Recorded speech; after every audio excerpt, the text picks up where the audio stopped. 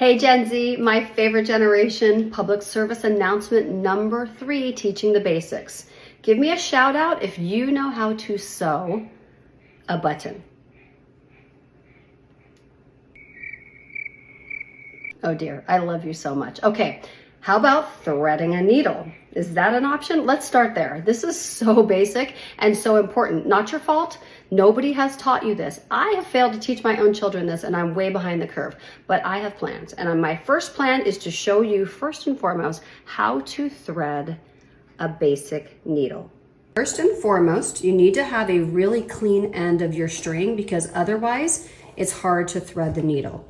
This is the needle here and it is really small for the most part, and I need glasses actually to thread this one. I made it difficult for myself. I switched to white thread so that you could see it better on the video. You basically want to cut the end, you might need glasses, and you're going to fish it through.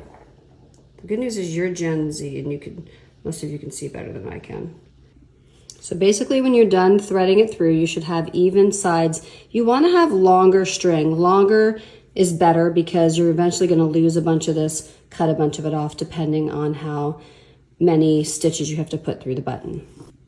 Okay, this next step is the tricky one. How do you tie the end of the thread? You tie the end of the thread, you want to get a knot in here so that you can push it through, and the thread needs to have a stopping point. So I wrap it around my 2 fingers and then tuck it over and pull it through like this.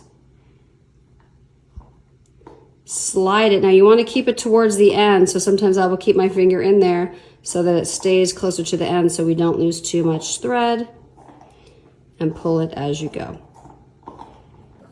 Typically I repeat this twice just so I have a thicker knot.